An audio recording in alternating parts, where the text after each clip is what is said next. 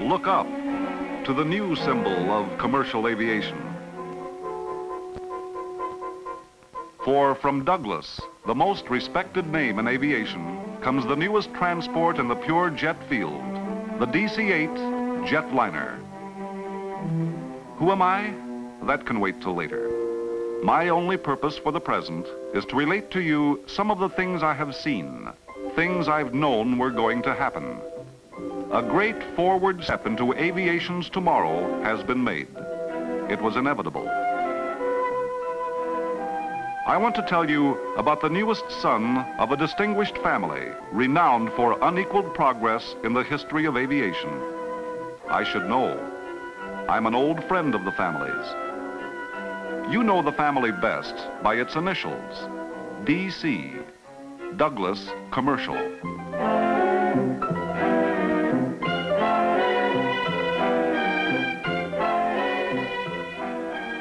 The family trademark, DC, made its first indelible impression in the remarkable history of flight with an all-metal, low-wing monoplane, the DC-1. Through the years, the Douglas family grew impressively large. The DC-2, DC-3,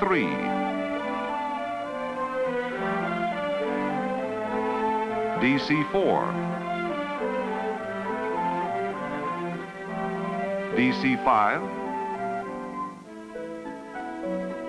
DC-6, and the DC-7.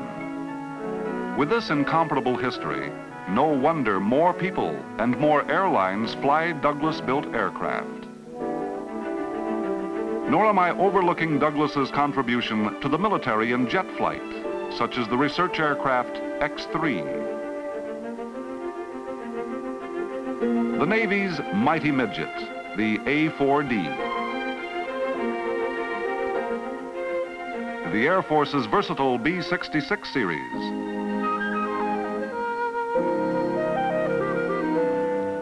The incomparable F4D Skyray, holder of 7 world speed records.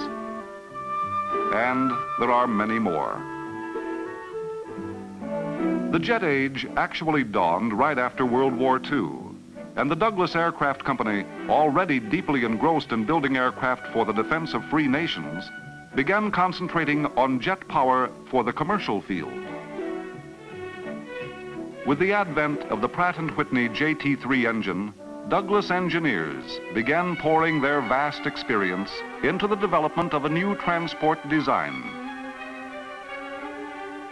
As part of its development program, Douglas built this large manufacturing facility at Long Beach, California, the only factory designed exclusively for commercial jet construction. Inside the massive interior of the new plant, production line activity began to reflect the results of one of the most comprehensive, exhaustive research and development programs in the annals of aviation, bringing into reality a new aircraft embodying the latest ideas and discoveries in aerodynamics, in comfort, in safety, and in maintenance. Douglas aerodynamicists created the best subsonic wing yet developed for transport aircraft. Having a 30-degree sweepback, the DC-8 wing spans 139 feet 9 inches. Of 3-spar construction, it passes through the fuselage to become an integral part of the DC-8. To ensure maximum fatigue resistance and the optimum in structural integrity and safe design, underwater pressure tests subjected the aircraft to pressure, landing, and gust loads equivalent to 130,000 flights. In preparation for this birth of a jet, systems testing went far beyond that for any previous aircraft. Wind tunnel tests were conducted for a period of more than 5 years. There was thorough testing of the electrical generating system, the pneumatic air conditioning, de-icing, and cabin supercharging system, the hydraulic power supply system, the complete engine pod with all systems and accessories, separate tests of individual components, structural proof tests of the wing, fuselage, and tail surfaces. In short, every component of the DC-8 was thoroughly tested and developed to give jet flight a proven, dependable aircraft. Then, on April 19, 1958, the world of aviation first welcomed its newest arrival. 6 years in the making, 6 years of research and development. The Douglas DC-8 was now a reality. The sleek, graceful newcomer appeared capable of carrying on the proud Douglas name.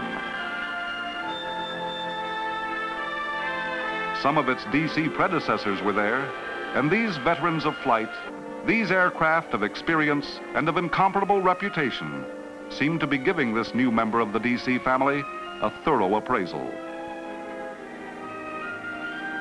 Douglas subjected its new aircraft to ground and flight test programs unprecedented in scale and thoroughness. For over a month, the big jetliner graced the runways at Long Beach in a variety of taxi runs and other test activities.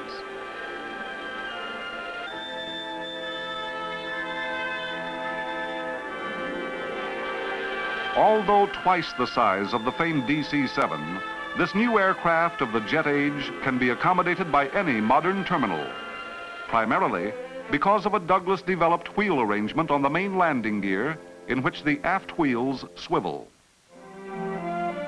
This giant transport, weighing 300,000 pounds, 150 feet 6 inches in length, can turn through 180 degrees in a radius of less than 90 feet. Load distribution on the wheels is such that special reinforcement of the runway is not required. Yes, the ground tests proved that the DC-8 is quite a plane. The big moment, the moment of truth, had arrived.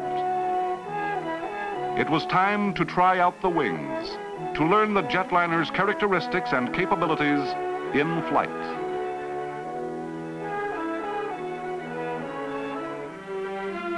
On May 30th, 1958, with an audience of thousands, the DC-8 jetliner began its first takeoff run. As it picked up speed, aviation experts and sympathetic spectators alike knew that all the skill, the experience, and the reputation of the Douglas Aircraft Company was at the showdown stage. The liftoff was graceful, requiring less than a third of the runway. The DC-8 jetliner was airborne. For commercial aviation, it marked the start of a new era in passenger flight. For more than 2 hours, the jetliner cruised the skies, and many a Southern Californian looked up to marvel at this new bird and listened to the new sound in the sky. The landing was smooth. This is Edwards Air Force Base, home for the jetliner as it undergoes a rugged, complete checkout both on the ground and in flight. So determined is Douglas to give commercial aviation a new concept in speed, comfort, economy, and dependability, a jet transport worthy of the name of Douglas, that 9 DC-8s will participate in the test program. While the test phase is in progress, DC-8s coming off the production line will be available for crew training, enabling the world's airlines to establish route operations at the earliest possible date. Douglas has an unmatched record of giving the air traveler the utmost in comfort. In the DC-8 jetliner, all the company's knowledge and experience and the very latest in interior fabrics have been utilized to make the cabin a showcase. The interior decor depends upon the wishes of the airline operator. So too, the seating arrangement. The first-class cabin contains from 118 to 122 seats. Tourist cabins contain up to 144 seats. The cabin volume of the DC-8 is that of a 3-bedroom and den house, roughly 13,000 cubic feet. Air scoops located beneath the nose of the plane supply air for the cooling system. By being positioned beneath the nose, the possibility of engine fumes entering the cabin is eliminated. The air is fed to 4 turbo compressors, supplying fresh air to all occupied areas. The plane's air conditioning system is of such magnitude that 9 normal homes could be cooled by it simultaneously. 3 years of research and development by Douglas acoustical engineers resulted in a device that muffles noise to satisfactory levels. While inside the plane, passengers will marvel at the absolute quiet as they speed to their destinations. Yes, new standards of quiet and comfort are now available to air travelers. And speed?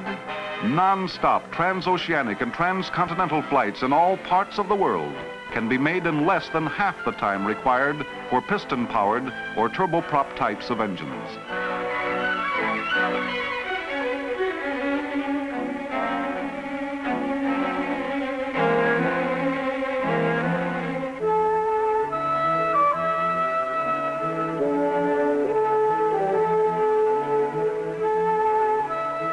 Through large sky view windows, passengers will experience the thrill of looking at the world from as high as 40,000 feet. At that altitude, the cabin is pressurized to a 6,700-foot altitude.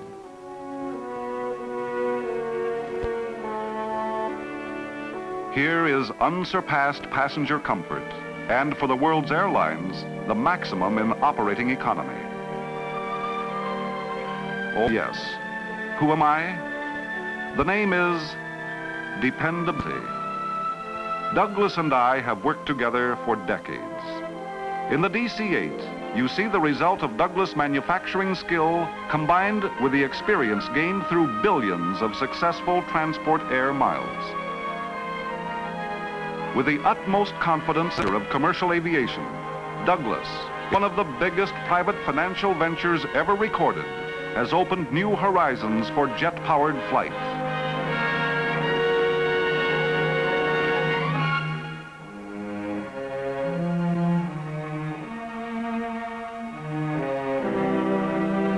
To the Douglas Aircraft Company, this is its proudest achievement in 38 years of designing and manufacturing aircraft. This birth of a jet, this DC-8 jetliner.